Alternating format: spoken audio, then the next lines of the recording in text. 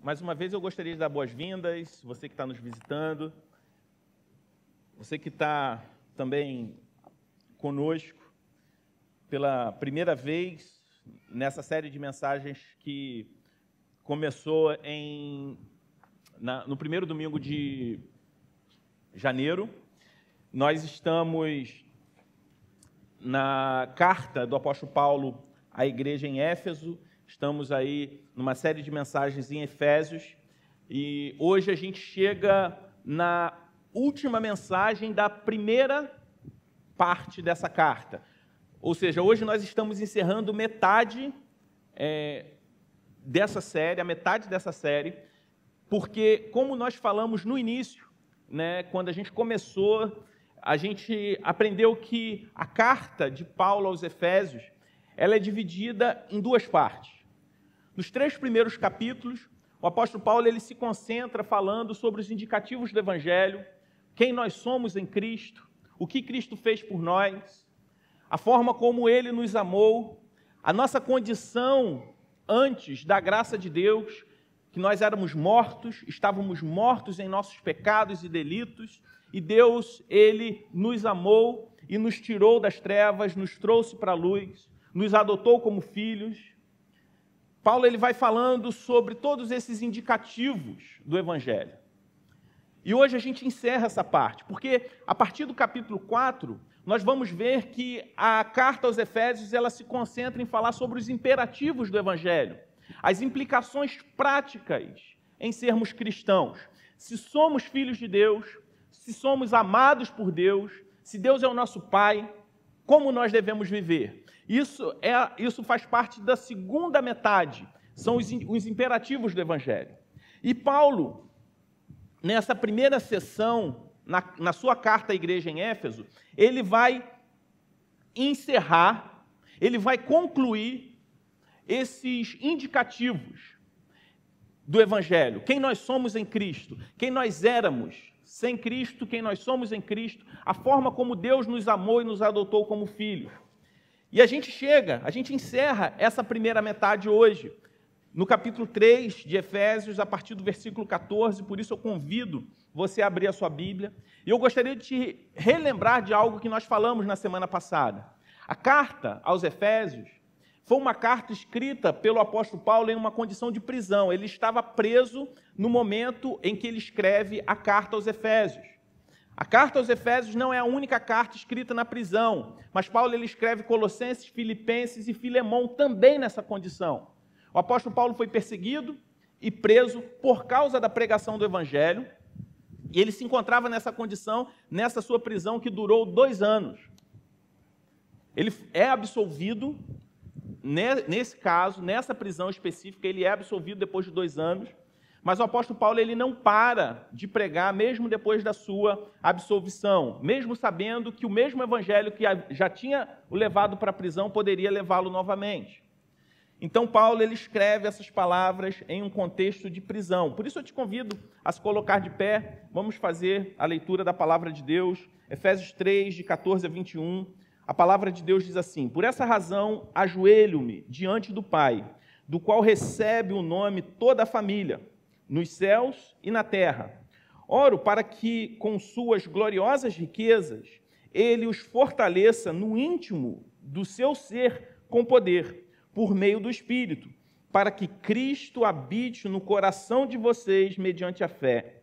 E oro para que, estando arraigados e alicerçados em amor, vocês possam, juntamente com todos os santos, compreender a largura, o comprimento e a altura e a profundidade, e conhecer o amor de Cristo, que excede todo conhecimento, para que vocês sejam cheios de toda a plenitude de Deus. Aquele que é capaz de fazer infinitamente mais do que tudo que pedimos ou pensamos, de acordo com o seu poder, que atua em nós. A Ele seja glória na Igreja e em Cristo Jesus, por todas as gerações, para todos sempre. Amém. Você pode se assentar nesse momento.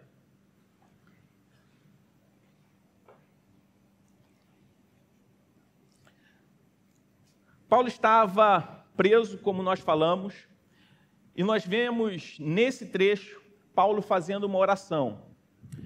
ele estava com a sua liberdade tolhida, ele não podia viajar como era o seu ministério. O apóstolo Paulo ele fez viagens missionárias com o intuito de plantar igrejas. A igreja em Éfeso era fruto de uma de suas viagens missionárias. Essa igreja que foi pastoreada por Timóteo, uma igreja que teve uma importância muito grande para aquela cidade, sobretudo por conta da transformação que o Evangelho trouxe em toda a cidade de Éfeso, como nós temos visto durante essas semanas que estamos estudando, aprendendo mais a respeito desse livro da Bíblia. Nós vimos que era uma cidade de origem pagã, uma religiosidade pagã que influenciava em toda a sua cultura. O Evangelho transformou radicalmente a vida daqueles irmãos. Era uma igreja composta por judeus convertidos ao cristianismo e não judeus. Paulo, ele viajou, fez viagens missionárias, plantou igrejas, mas nesse momento ele não estava viajando, nesse momento ele não estava plantando igrejas, nesse momento ele estava preso, com sua liberdade limitada, ou melhor, sem poder desfrutar da sua liberdade. A sua liberdade estava tolhida, ele não podia viajar, ele não podia pregar publicamente, mas existia algo que o apóstolo Paulo podia fazer naquele momento, que era orar. E quando a gente olha o apóstolo Paulo orando nesse momento, a gente já tira uma lição muito grande desse texto, que as pessoas podem te impedir de ir e vir, você pode ser algemado, mas existe algo que Deus nos deu que jamais que ninguém pode nos tirar. Existe algo que Deus nos deu que podem nos privar de todo tipo de liberdade, mas ninguém pode nos impedir de orar. Se existe algo que ninguém pode tirar de você, é a oração. Podem lhe tirar a visão de uma forma que você nunca mais consiga ler a Bíblia. Não que a leitura da palavra de Deus seja menos importante do que a oração. Não, são duas coisas de igual importância. Você pode perder a sua audição de maneira que você nunca mais consiga escutar uma pregação. Você pode perder a sua voz de forma que nunca mais você consiga compartilhar com palavras o Evangelho, pregar o Evangelho. Você pode perder a sua mobilidade de maneira que você não consiga se deslocar nunca mais, pelo menos de forma autônoma. Mas se existe algo que ninguém pode retirar de você, é a sua liberdade ou a sua capacidade de se dirigir ao Pai em oração. Paulo, ele estava em uma condição terrível. Ele estava preso, ele era prisioneiro. Estar preso por si só já é algo terrível. Ainda mais ser preso injustamente. Porque Paulo não havia matado ninguém nesse caso, a sua prisão não era por causa disso. Paulo, ele não tinha roubado, Paulo não tinha cometido nenhum crime, mas Paulo estava preso por causa da justiça, por causa da pregação do Evangelho. Talvez numa mensagem centrada completamente no homem, no Evangelho que propõe conforto sobre a terra simplesmente, que limita isso. Se Paulo projetasse a sua fé em conforto, em sucesso, em vitória aqui na terra, certamente ele estaria com a sua fé abalada. E talvez ele seria dominado pelo desânimo e pela frieza em não orar. Só que nós vemos, logo no versículo 14, que Paulo se coloca de joelhos. E essa postura do apóstolo Paulo diz muita coisa. O judeu, normalmente, ele orava de pé. Mas nós vemos aqui ele prostrado, orando. Paulo se coloca de joelhos como um gesto, de rendição. Paulo, ele estava prostrado. E por meio da oração, ele se apropria das riquezas de Deus, de modo que ele foi o quê? Fortalecido. E a oração de Paulo não é uma oração egoísta, pedindo ao Senhor pela sua liberdade. Eu não estou falando aqui que talvez em vários momentos desses 2 anos que o apóstolo Paulo permaneceu preso, que ele não clamou ao Senhor pela sua liberdade. Mas o que eu estou falando aqui é que mesmo que ele, em muitos momentos, tenha pedido ao Senhor, intercedido pela sua vida, nós vemos que a oração de Paulo, nesse caso, não foi uma oração egoísta, uma oração que ele pensou somente nele. Mas nós vemos aqui a intercessão de Paulo pela igreja na cidade de Éfeso. O mais importante, quando a gente olha para essa atitude do apóstolo Paulo, é que nós não devemos simplesmente nos ajoelhar literalmente, que o mais importante não é isso. Mas o mais importante é se prostrar, é prostrar o coração e a nossa vontade diante do Senhor e pedir que o Senhor supra todas as nossas necessidades. É nesse sentido que Paulo está fazendo alguns pedidos. Essa oração de Paulo tem pelo menos 4 pedidos em favor dos seus irmãos na cidade de Éfeso. E são esses 4 pedidos que eu gostaria de pontuar com vocês nessa noite. O primeiro deles, nós encontramos no versículo 16, quando o apóstolo Paulo fala o seguinte: oro para que com todas as suas gloriosas riquezas, ele os fortaleça no íntimo do seu ser com poder, por meio do Espírito. O primeiro pedido de Paulo é para que nós sejamos fortalecidos no Espírito. É para que os irmãos em Éfeso e nós aqui hoje sejamos sempre o quê? Fortalecidos no Espírito.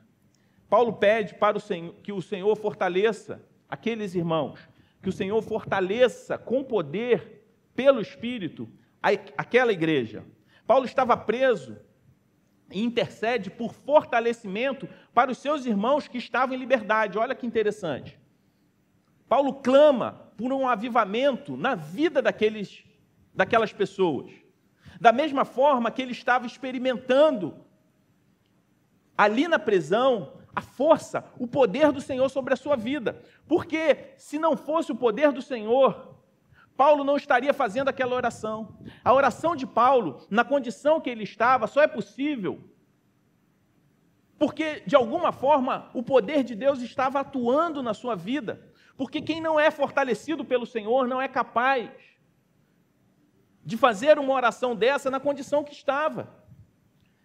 Naturalmente, se eu e você, se a gente se encontrar numa situação parecida com a de Paulo, naturalmente, nós vamos exercitar a nossa fé, clamando para que Deus de alguma forma mude aquela circunstância. Isso não está errado. Mas ainda assim, não se esquecer de clamar e interceder pelo outro, pelos seus irmãos em Cristo, pela sua família na fé, é uma atitude que só é possível se estivermos de fato fortalecidos em Deus pelo Espírito Santo. Paulo ele está fazendo isso, essa atitude de Paulo, que ele intercede pelos seus irmãos, é fruto de uma experiência que ele estava vivendo naquele momento. Apesar de frágil, apesar de preso, apesar de não ter liberdade, Paulo contava com a força, com o poder de Deus atuando sobre a sua vida. Paulo sabia que ser fortalecido, Paulo sabia que avivamento é muito mais do que um evento lotado de gente, né? O assunto que tomou essa semana aí nas redes sociais, no meio dos evangélicos, né? A respeito de um evento, e não quero entrar aqui no mérito de dizer se o evento é bom ou ruim, mas limitar avivamento a um evento é não compreender ou ignorar a história do cristianismo, a história da igreja, onde grandes avivamentos aconteceram e não se resumiram a eventos lotados, mas transformação de vida, transformação de sociedades, arrependimento, conversões verdadeiras, o crescimento não somente numérico da igreja, mas as pessoas se alimentando da palavra e vivendo a palavra de Deus de forma radical. Paulo sabia que o verdadeiro avivamento, a verdadeira atuação do poder de Deus sobre a vida dos seus filhos, capacita, todos nós somos capacitados pelo Espírito de Deus para enfrentar a vida. Quando o apóstolo Paulo afirma que o Espírito Santo dá poder para nós, ele está dizendo que todas as nossas faculdades espirituais são controladas por Deus. E que nós crescemos nisso na medida que nós crescemos no conhecimento da palavra de Deus. Só é possível viver corretamente para a glória de Deus quando nós nos entregamos completamente ao Espírito Santo de Deus e permitimos que Ele exerça o controle absoluto sobre a nossa vida. E para que isso aconteça, é necessário que a gente sempre se alimente com a palavra de Deus, que a gente cultive uma vida de oração, de adoração, que nos leva a manter uma vida pura e exercer em todos os nossos sentidos a obediência a Deus, a submissão a Deus. Dessa forma, nós crescemos e somos fortalecidos por Deus. O fortalecimento pelo Espírito é uma atitude ativa e passiva. Nós não temos o poder de nos fortalecermos sozinhos, pelo nosso próprio braço. É Deus operando em nós, mas ao mesmo tempo só é possível se nós buscarmos em oração e conhecimento da palavra de Deus. É uma experiência relacional com o nosso Deus. E Paulo pede isso. Apesar, talvez, humanamente pensando, olhando para todo esse contexto, a lógica natural é que a igreja de Éfeso estivesse o quê? Intercedendo por Paulo. Paulo estava preso de forma injusta. Não podemos afirmar também que, de alguma forma, a igreja não estava fazendo isso.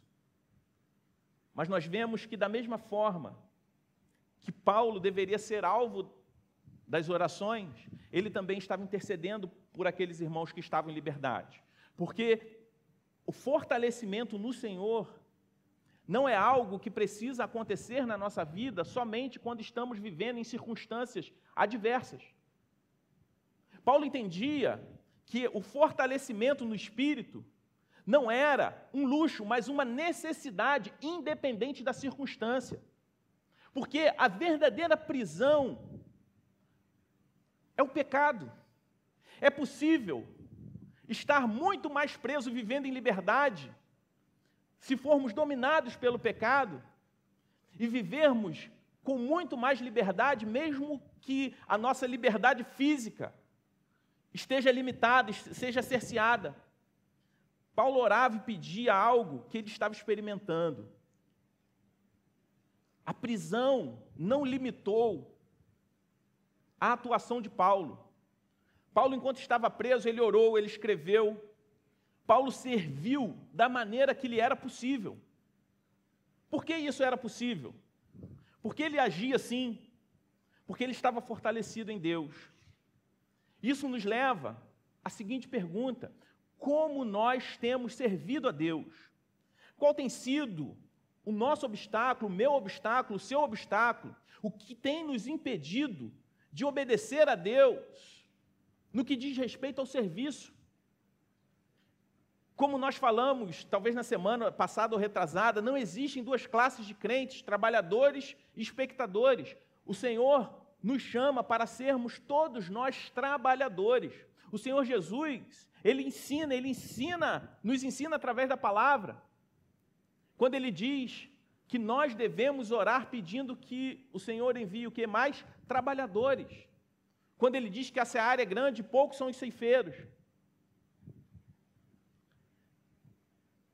A falta de serviço, de alguma forma, é uma demonstração de fraqueza espiritual. Paulo, ele estava em uma condição que talvez justificasse ele ficar inerte em relação à missão.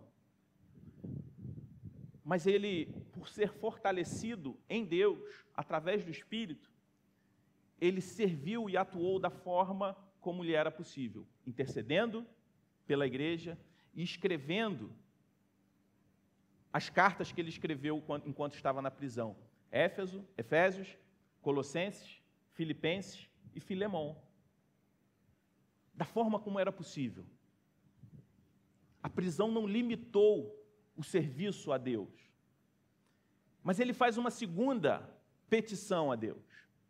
Como nós vemos no versículo 17, ele vai dizer o seguinte: oro para que Cristo habite no coração de vocês mediante a fé. Paulo ele pede para que Cristo habite plenamente no coração dos irmãos ali em Éfeso. E o que isso significa? Cristo habitar plenamente e não como um hóspede, não como alguém que está temporariamente em uma casa.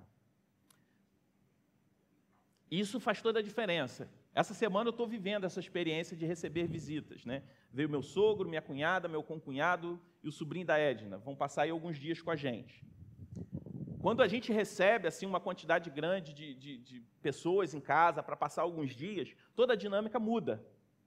Mas é uma mudança temporária, né? As pessoas precisam se realocar, você precisa ali, dependendo da quantidade de pessoas, adaptar talvez algum espaço da sua casa para que todo mundo se acomode. A quantidade de comida que tem que se fazer é diferente, você tem que dedicar algum tempo para levar para passear, para fazer alguma coisa, ainda mais nesse calor, não dá para ficar todo mundo preso dentro de casa o dia inteiro.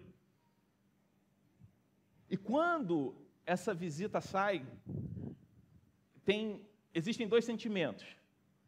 Aquele assim, as coisas agora vão voltar ao normal um pouquinho. E também a saudade, claro, quando a visita é agradável, né? Tem visita que o sentimento é só um, depois que sai. E por melhor que seja a visita, de alguma forma, fica aquele misto de saudade, mas também assim, agora as coisas vão voltar ao normal, né? Cansa um pouco você receber gente em casa, por mais que seja uma visita prestativa. Mas é uma alteração temporária na sua vida. Depois que vai, fica um pouco da saudade, fica um pouco também daquele alívio, vou descansar um pouco, as coisas vão voltar ao normal. Não é esse tipo de visita, não é esse tipo de habitação que o apóstolo Paulo está falando, como aquele que vai, passa um tempo e depois sai. Paulo ele está falando, dirigindo essa carta a cristãos, pessoas que já tinham uma experiência com Cristo, pessoas que de alguma forma Cristo já residia no coração. Porque se não fosse isso, Paulo não chamaria aqueles irmãos lá em Efésios 1:1 de santos. Paulo ele está falando para aqueles irmãos que eles precisavam ter uma experiência ainda mais profunda com Cristo. O desejo é que Cristo não apenas habite, mas que Cristo não simplesmente visite, mas more, que seja o dono da casa no coração dos cristãos, indicando uma comunhão cada vez mais íntima e não um relacionamento superficial. Não como aquela visita que vem e sai. O termo usado aqui no grego nos remete para alguém que mora, e não somente mora, mas é aquele que é o dono da casa. Somos aqui, mais uma vez, comparado a um edifício, como nós vimos anteriormente. Sendo Cristo aquele que habita e é o dono da casa, como poderia Cristo não ter a chave de todos os cômodos dessa casa? Paulo ele está falando que a oração, a intercessão dele por aqueles irmãos, ele está falando sobre renunciar o nosso desejo por autonomia, mas entregar plenamente a nossa vida a Cristo.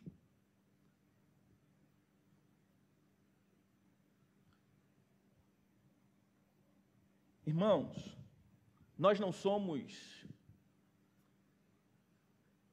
por exemplo, militares cristãos, advogados cristãos, médicos cristãos, donas de casas cristãs, professores cristãos. Nós somos cristãos que são militares, advogados, dentistas, médicos, donas de casa, pedreiros, engenheiros.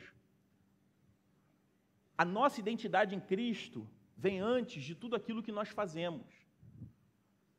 Nós não somos Cristão, nós não somos pais cristãos, mas nós somos cristãos que somos pais.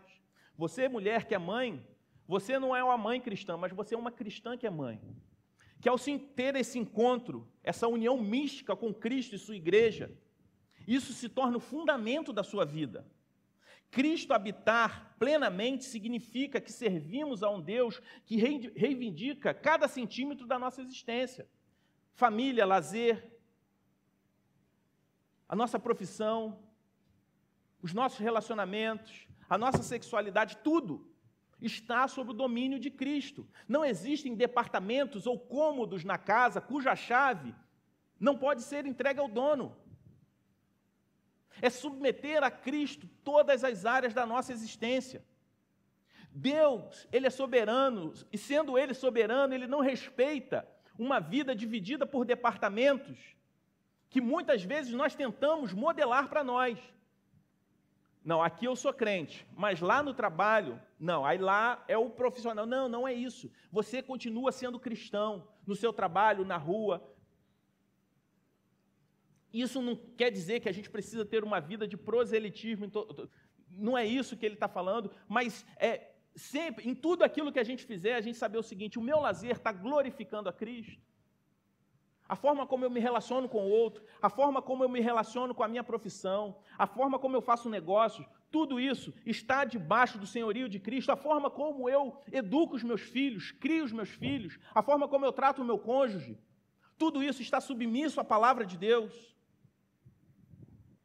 E é interessante que Paulo ele usa um verbo que nos remete à botânica, que ele diz que estejam arraigados, de alguma forma nos comparando a uma árvore. E toda árvore precisa ter raízes profundas, a fim de se manter firme e obter o quê? Os nutrientes necessários do solo, a fim de se manter viva. Então, o que o apóstolo Paulo está falando, que o desejo dele é que todo cristão deve se encontrar profundamente arraigado no amor de Deus. E uma das perguntas mais importantes que um cristão pode fazer a si mesmo é o seguinte: qual é a minha fonte de sustento e estabilidade? De onde eu tiro todas as minhas expectativas de estabilidade, de sustento, de existência? São das minhas próprias habilidades, de quem eu sou, daquilo que eu faço? Ou a minha fonte de contentamento, de sustento e estabilidade está sempre depositada primariamente em Deus?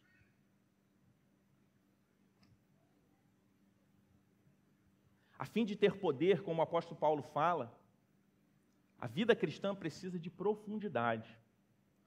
Ele fala que nós precisamos ser também alicerçados. Aí ele usa agora um verbo relacionado que é arquitetura. Mais uma vez, da forma como ele nos chamou anteriormente, no capítulo 2, de quê? De edifícios. Mais uma vez, Paulo ele se refere a fundamento. Os fundamentos pelos quais nós edificamos as nossas vidas. E ele faz um terceiro pedido, como nós vemos no versículo 18, quando ele diz: oro para que vocês possam, juntamente com todos os santos, compreender a largura, o comprimento, a altura e a profundidade. E é interessante que tem uma vírgula. Ele está falando sobre compreender todas as dimensões do Evangelho. Tem uma vírgula e depois tem um E. Às vezes a gente une as duas partes, embora essas duas partes, o que ele fala no versículo 18 e 19 estejam ligados, ele não está falando simplesmente de compreender a dimensão do amor de Deus, mas todas as dimensões do Evangelho. Nós vemos que, de alguma forma, experimentar o amor de Deus faz parte de um quarto pedido. Mas ele está nos remetendo aqui, ele usa um termo, quando ele fala de compreensão, ele usa um termo no grego que remete a se prender, a se segurar. e dá a ideia de tomar algo para si. Compreender não significa simplesmente entender algo no plano mental ou intelectual, mas também assimilar esse entendimento no plano pessoal. Em outras palavras, uma pessoa pode entender um conceito sem tomar esse conceito para si. Não sei quantos de vocês, mas eu conheço pessoas que nem sequer creem na existência de Deus, mas se você perguntar a obra redentora, o que é o Evangelho, ela consegue elaborar de forma completa, clara e lógica, melhor do que muita gente que se diz crente. É possível você entender o plano de salvação, mas não tomar ele para si. E quando Paulo fala compreender a largura, a altura, o comprimento e a profundidade, ele está falando sobre tomar para si, de forma profunda, em todas as dimensões, o Evangelho de Cristo. Isso significa compreender o Evangelho e suas implicações. Nós vemos aqui o apóstolo Paulo, ele preparando o terreno para a segunda metade da carta. Ele já explicou de forma exaustiva quem nós somos em Cristo, todos os indicativos do Evangelho. E ele está aqui preparando o terreno para começar a explicar para a igreja como nós devemos viver uma vez que nós somos quem somos em Deus. Paulo está falando aqui o que significa de verdade ser um cristão, o nosso compromisso com Cristo e sua igreja. E ele continua no versículo 19, onde nós podemos ver ali um quarto pedido de Paulo para aquela igreja, a Deus em prol daquela igreja. Que vocês possam, juntamente com todos os santos, compreender a largura, o comprimento, a altura e a profundidade. Verso 19. E conhecer o amor de Cristo que excede todo entendimento, para que vocês sejam cheios de toda a plenitude de Deus. Paulo fez esse último pedido, que conhecendo o amor de Deus, nós podemos ser cheios de toda a plenitude de Deus. Se a gente olhar para essa oração de Paulo, é uma oração muito ousada. Talvez uma oração que eu e você não tivéssemos coragem de fazer. Esse último pedido de Paulo é um pedido ousado, que talvez a gente acredite que foi feito porque está na Bíblia. Se Paulo não tivesse, se essa oração não tivesse escrita na palavra de Deus, talvez a gente não imaginasse que ele tivesse feito essa oração. Porque Paulo, de alguma forma, pede para que Deus nos faça compreender aquilo que é incompreensível. Porque ele diz que nós podemos experimentar o amor de Cristo que excede todo entendimento. Parece um paradoxo, mas é isso que Paulo está pedindo a Deus, que nos faça compreender o incompreensível. Ele não está falando de uma compreensão somente intelectual, mas de conhecer, de saber, mas também experimentar. A fé cristã, eu li, a postagem de um pastor, de alguma forma muito popular, mas onde ele tenta fazer uma dicotomia, e nós vemos os dois extremos, e ele diz que a fé cristã não é uma adesão intelectual a um conjunto de regras, e sim uma união mística com a pessoa de Jesus Cristo. Mas, na verdade, a fé cristã realmente não é somente uma adesão intelectual a esse conjunto de crenças. É isso, mas também uma união mística com a pessoa de Jesus Cristo. Uma coisa não exclui a outra. Se a gente pautar a nossa fé só na experiência, vamos viver uma fé emocional. Se a gente reduzir a fé cristã somente ao conhecimento, sem a vida, sem a experiência dessa união com Cristo, nós temos a tendência de nos tornarmos legalistas. E, de fato, a fé cristã são as duas coisas. É a partir do conhecimento da palavra, do fundamento, mas também da experiência que nós vivemos esse amor, compreendemos o amor de Cristo em sua plenitude, como o apóstolo Paulo intercede pela igreja em Éfeso. E como é demonstrado o amor de Deus por nós? Através de Jesus. Nós podemos saber disso intelectualmente, mas se nós não experimentarmos isso, nós não teremos essa plena convicção, essa plena compreensão, não tomaremos para si. Se a gente não experimentar de fato o amor de Deus em Cristo Jesus. O Espírito Santo é o meio pelo qual nós obtemos essa plenitude, como o próprio apóstolo Paulo inicia a carta quando ele diz que ele ora para que Deus nos fortaleça com o poder do Espírito. O apóstolo Paulo ele vai falar mais à frente, no capítulo 4, isso a gente vai ver aí nas próximas semanas, que quando obtemos essa plenitude, a medida de Deus para essa plenitude é o próprio Cristo, que é o padrão perfeito de gente, de ser humano. Infelizmente, é muito triste quando nós não compreendemos isso, quando nós não nos debruçamos na palavra de Deus e, de alguma forma, usamos as medidas erradas para examinar a nossa própria vida espiritual. Porque nós temos a tendência, nós gostamos de tomar como parâmetro não a plenitude de Cristo, mas os cristãos mais fracos que nós conhecemos. E então, a gente passa a fazer o quê? A nos gloriar naquilo que nós somos e na nossa superioridade espiritual. Paulo diz que Cristo é a medida que nós não podemos e nem devemos nos gloriar de coisa alguma. Por isso, nós não devemos e nem podemos nos gloriar de coisa alguma, porque Cristo é a medida. Quando nós alcançamos a plenitude de Cristo, então nós, de fato, chegamos ao limite. Mas podemos nós chegarmos a esse nível, ao nível de Jesus? No que se refere à nossa posição, estaremos sempre completos em Cristo, quando estamos em Cristo, independente da nossa maturidade. Por quê? Porque a graça funciona da seguinte forma: você pode ter sido a melhor pessoa do mundo, mas não há um sequer que tenha obedecido toda a lei. Sempre vai faltar nem que seja 1%. E é a graça de Cristo que vai completar. E é a mesma graça que completa esse 1% do melhor ser humano que você pode conhecer.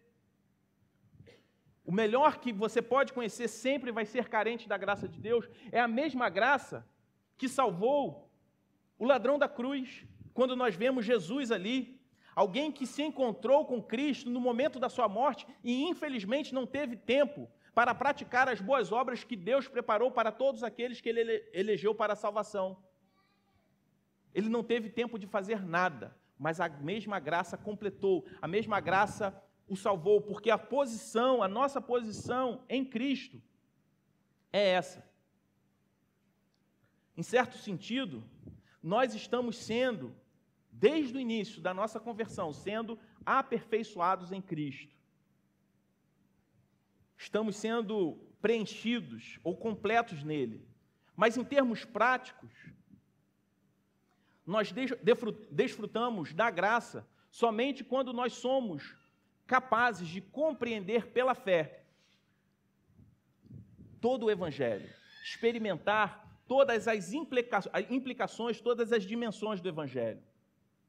Os recursos, eles estão à nossa disposição. Tudo que é preciso para nós, tudo que nós precisamos é desfrutar dessa plenitude em Cristo Jesus. E para encerrar, o apóstolo Paulo ele diz algo maravilhoso. Que esse Deus a quem ele ora é um Deus que é poderoso para fazer algo ainda mais surpreendente. Esse poder infinitamente maior do que tudo que está à nossa disposição e vai muito além do que tudo aquilo que nós pedimos ou pensamos. Em outras palavras, assim como o amor de Cristo, o poder de Deus também excede toda a nossa compreensão e parâmetro humano. Assim como o amor de Deus, como o apóstolo Paulo fala que o amor de Deus excede todo o entendimento, ele fala que o poder de Deus também excede todo o nosso entendimento. É exatamente esse tipo de poder que nós precisamos para andar com Cristo, para sermos fortalecidos diariamente diante das nossas batalhas diárias. E por que Deus compartilha o seu poder para conosco, assim como está escrito nesse trecho da carta aos Efésios? A fim de que nós possamos construir grandes igrejas para a nossa própria glória, a fim de nos envaidecermos com nossas próprias realizações? De maneira alguma, meus irmãos. O apóstolo Paulo fala que a glória é dada a Cristo na igreja. O Espírito de Deus foi concedido para glorificar o Filho de Deus. A igreja está aqui na terra para glorificar a Cristo. Se a nossa motivação maior não for glorificar a Deus, edificando a igreja de Cristo, trabalhando em prol da igreja de Cristo, se esse for o nosso objetivo, Deus então compartilhará o seu poder para conosco. É isso que a palavra de Deus diz. O poder do Espírito não é um luxo, mas é uma necessidade que todos nós temos, porque somos fracos, somos pó, somos homens e mulheres limitadas. O maior mistério da igreja é aquilo que ainda está por vir, como nós cantamos agora há pouco, naquela canção Nunca Me Deixou, quando diz que haverá um dia que os problemas vão se acabar, né? E haverá um fim disso tudo, mas até esse dia chegar, o que nós continuamos fazendo? Louvando ao Senhor, glorificando a Deus através da sua igreja. Aquilo que fazemos no presente é apenas uma preparação para as eras eternas, para aquilo que há de vir. Quando glorificamos a Cristo, quando nós glorificaremos a Cristo para sempre. Aquele que é capaz de fazer tudo, ou melhor, fazer mais do que tudo, infinitamente mais do que tudo. Onde está o poder do Evangelho que opera em mim e em você? Como Deus tem operado o seu poder na minha vida e na sua vida? O que nós temos feito? Esse é o padrão de Deus para nós, para as nossas vidas. Como crentes no Senhor Jesus, que desejamos experimentar ainda mais de Deus, não podemos nos contentar com menos. Porque essa oração ousada do apóstolo Paulo para a igreja de Éfeso cabe a nós também.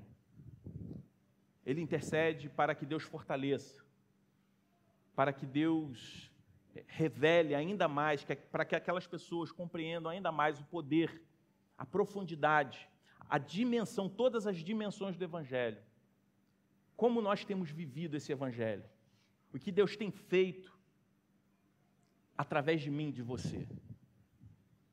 Será que o Evangelho tem sido apenas uma compreensão intelectual daquilo que Cristo fez? Ou se essa compreensão tem me levado a viver uma vida de obediência e de serviço a Deus de forma plena? Que essa seja a nossa oração para as nossas vidas e a nossa oração para a sua igreja, para a igreja de Cristo. Como nós falamos, a compreensão do Evangelho não se dá somente na adesão de um conjunto de crenças, mas também uma união mística com Cristo e sua igreja. E hoje, segundo domingo do mês, é um momento onde nós participamos do momento que nos remete a isso, a união mística de Cristo com sua igreja, através da comunhão. Hoje é o domingo onde nós celebramos a ceia do Senhor. Eu gostaria de ler um texto que se encontra lá em 1 Coríntios 11, a partir do versículo 23, que diz o seguinte: Pois recebi do Senhor o que também lhes entreguei, que o Senhor Jesus, na noite em que foi traído, tomou o pão, e tendo dado graças, partiu e disse: Isso é o meu corpo, que é dado em favor de vocês. Façam isso em memória de mim.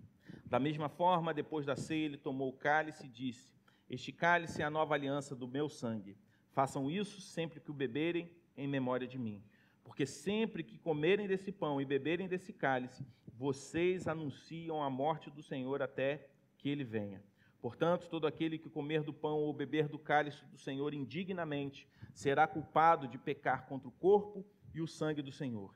Examine-se cada um a si mesmo, e então coma do pão e beba do cálice. Pois quem come e bebe sem discernir o corpo do Senhor, come e bebe para a sua própria condenação. Como eu disse, esse domingo é um domingo de ceia. É um momento onde nós nos remetemos ao sacrifício de Jesus na cruz. O apóstolo Paulo, no capítulo 1, aos Efésios, ele vai dizer que o Senhor nos atraiu através do sangue de Jesus. É um momento onde nós compartilhamos dos dois elementos que nos remetem ao corpo e ao sangue de Cristo. Por isso eu convido você, nesse momento, a fechar os seus olhos e fazer uma oração de confissão. Se você está nos visitando nessa noite, não é membro da Igreja do Redentor, mas é um crente em Cristo Jesus, que já se batizou nas águas, ou já professou publicamente a sua fé em Cristo Jesus, você está convidado a participar da mesa conosco. Queria chamar o irmão Renato, a irmã Paulinha, serão os irmãos que estarão nos servindo nessa noite.